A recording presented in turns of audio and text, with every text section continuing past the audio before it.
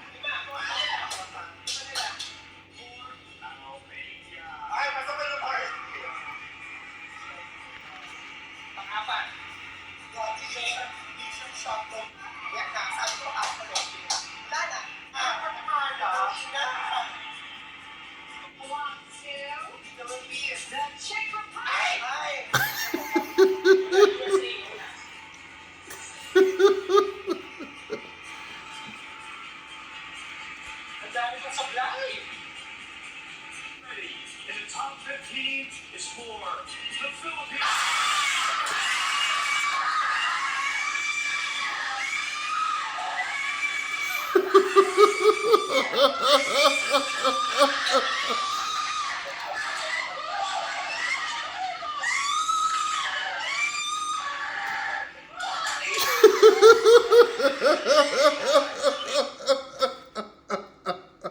Okay, so I'm sorry. I was doing some research because, as y'all know, I am really not a pageant blogger, and I came across that clip. It is absolutely hilarious, and so I was wondering, is it always like that surrounding pageants?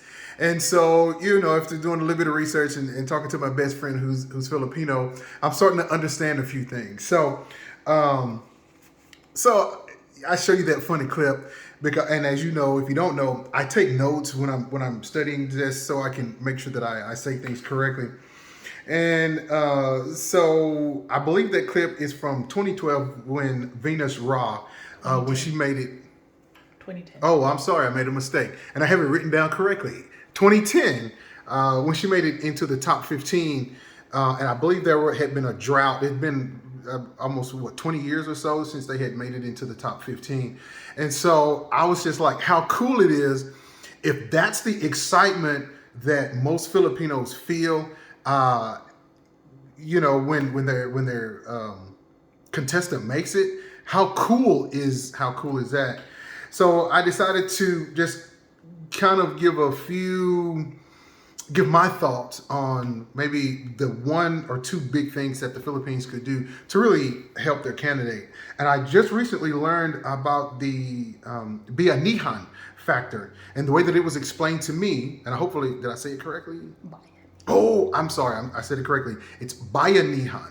So I do apologize. My Filipino friend, he's back right here helping me out. So I do apologize for mispronouncing that word. It's the Bayanihan factor. And it is explained to me as uniting as one country or supporting your fellow countrymen.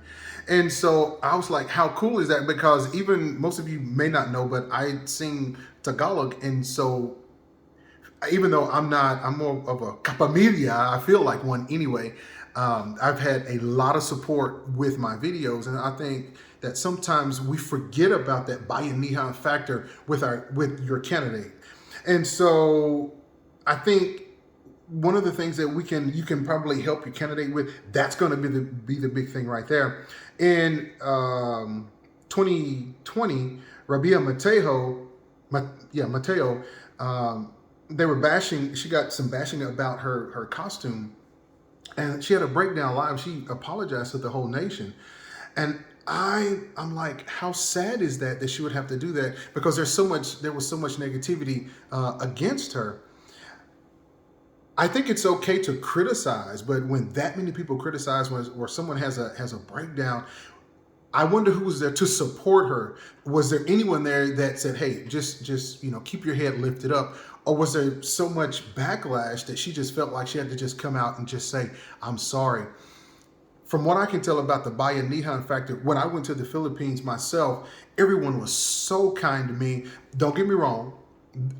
I have my detractors and they call me names and stuff like that. But when I went to the Philippines, everyone was so kind to me. And I could really feel, now that I understand what this meant, that Bayanihan factor, even though I wasn't born a Filipino, I consider them my Filipino family. I could actually feel that love for me. And so when I went to the Philippines, they were like, "Hey, Isaac, how you doing? We love your videos. Keep it up." And then, we do have some that say, "Hey, pronounce this word differently, but man, great job." I can go for that. That's constructive criticism. But how sad it is that Rabia Mateo felt like she had to apologize to the whole nation. And even recently, Celeste Cortese, I did a video about her as well. Miss Universe Philippines 2020 received a lot of backlash sorry, I got my notes here. Hers was over a dress as well. And she ended up not making the top 15. Is it partly because of that Bayanihan factor that was not in effect for her? I think it could be said that possibly not getting support for your fellow countrymen.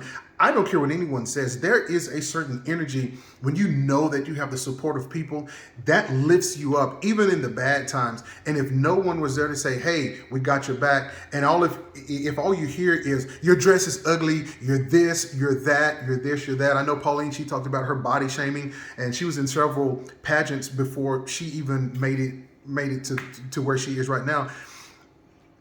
How is it that I guess it's this dichotomy? In other words, you have so many negative people, all of a sudden you have so many positive people, and it's all going on at the same time. So that's why I started off with that video. How cool is that if we could do that for Pauline in her current situation? So that's kind of the big takeaway for me is, from my understanding, Philippines hasn't done as well, I believe, as they have wanted to in the past few pageants. And I think it is because of that. Philippines is known. If the Philippines is known for producing great coaching, this goes into my other point. It's coaching versus mentoring. As I watched some of the pageants before, the ladies were very poised. They all have certain movements, and it's almost methodical. To me, that's coaching. It's very methodical. And I think, you have the Barbie turn, the way that the hand does the dress. They do this thing here with their hair, and I don't have any hair. But it's the whole hand gestures.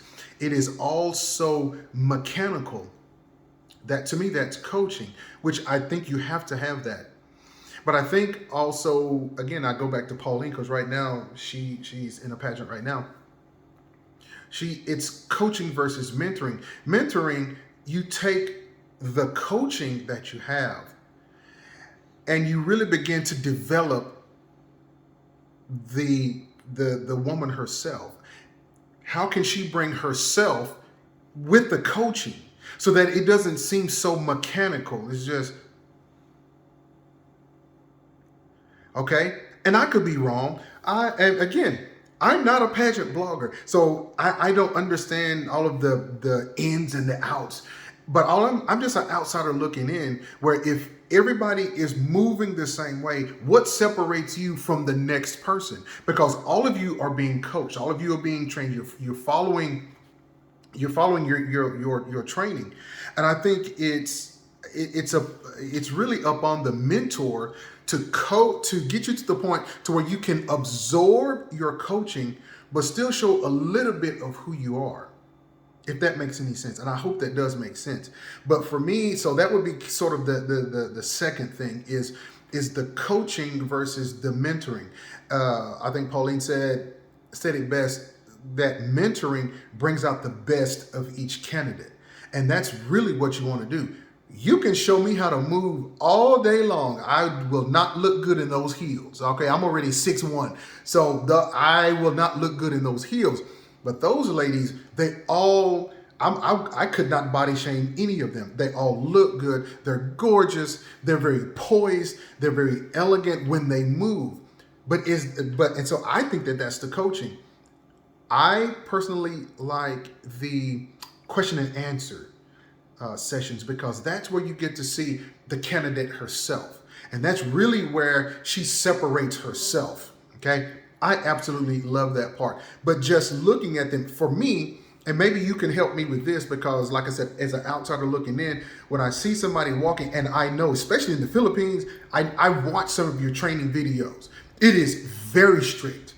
It is very strict. So if I've had 15 women and they've all gone through that coaching, what separates one from the other? Because they all are going to have the perfect movements. They're going to have the perfect walk. They're going to take their time, and I believe it's mostly the gown, the I was gonna say nightgown, but that is not it at all. The not ballroom gown. What is it? Evening gown. Oh, evening gown. See, I'm sorry, I'm still learning. It's the evening gown competitions, and they walk elegantly and they look absolutely gorgeous. But what really separates one from the other if they're all receiving the same coaching, and it's all good coaching? So someone, if you don't mind, I would love to hear in your comments what it is, because I'm still learning. I'm still learning this. So I'm checking my notes here because I want to make sure that I don't have anything else that I wanted to say. As part of that Bayanihan factor, I left this out, and that's on me. I kind of jumped ahead of my notes. Right now, Vietnam is winning all of the social media voting challenges. So as a whole, they're like, Vietnam is hey, I'm voting for my candidate.